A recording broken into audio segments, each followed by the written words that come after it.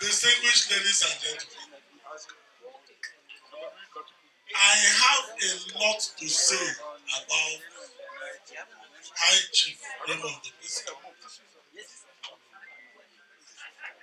But I will just say one thing. He is one man who diminishes himself that others may grow and be elevated. At every point in time,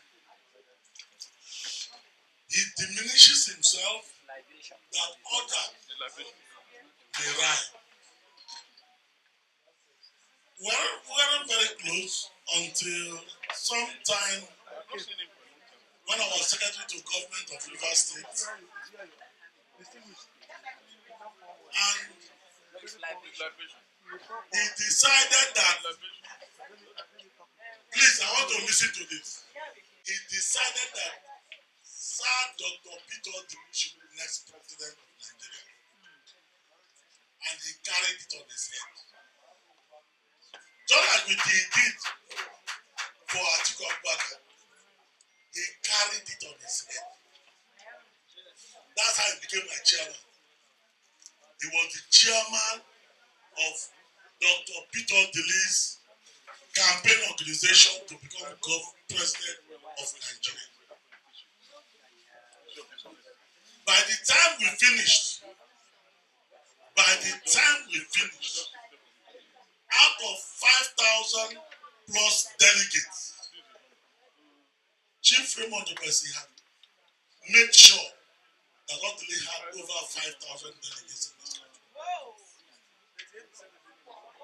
If we went for the convention, it was clear that Dr. Peter Odili would win. When my boss, Chief Olusegun Obasanjo, realized that Chief Raymond Obese had cornered all the delegates, they decided that they must use security to stop. And so they had to make sure that Dr. Odili did not get to the convention. They used all the security in this country to stop Dr. Peter Odili from reaching that convention. And I still remember that my chairman called me and said, Minister, go and draft the letter of withdrawal of Dr. Peter Odili from the race.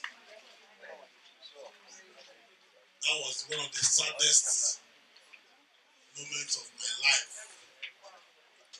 Until tomorrow, I know they're one of the saddest moments for my chairman, because he had succeeded almost single-handedly. He had succeeded. He was going to install a president of this country. Capacity. And some of the universe. Capacity. So the government under Chief Olusegun Obasanjo, using the powers of government, security, EFCC, everything, stopped Odili from becoming presidential candidate of the party. From that day, I told myself, this my chairman, I have to follow him everywhere.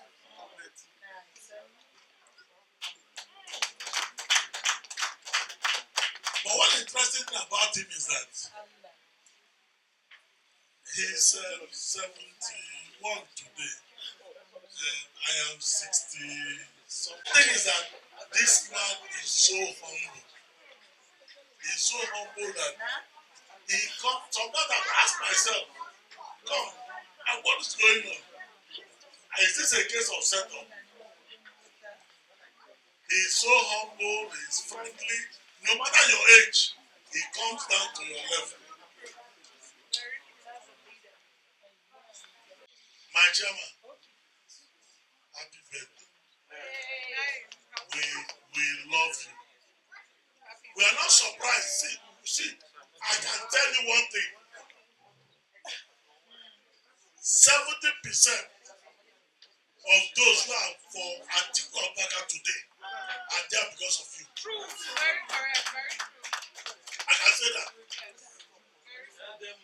Because you have always, in fact, I know that when you started, I was with you when you made up your mind that it will be Atiku Abubakar. You made your calculation. You said the possibility of PDP getting back Aso Rock will be through Atiku Abubakar. And you told me that clearly. And you carry it on your head and you deliver. Today, other people will come and fish. And don't worry yourself. Just like Jesus Christ, after he called the other fishermen, people like Paul, who were the persecutors, came and became the apostles. Sir, don't worry yourself. You have made your mark in this nation. They stopped Dr. Peter Odili. They cannot stop Atiku Abubakar. Because we are past that stage now. Yes. So it is just for us to go and vote, and your dreams will come to pass. Amen. On the day Atiku Abubakar is declared as the president-elect, we shall be celebrating you, not him. We celebrate you for the vision you have for our nation and for the young people coming behind us. I see around you a lot of young people who call you daddy. And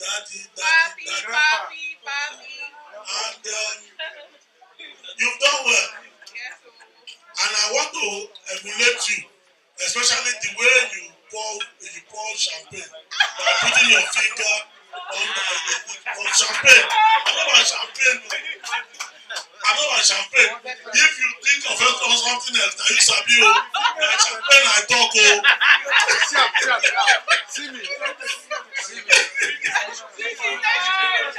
On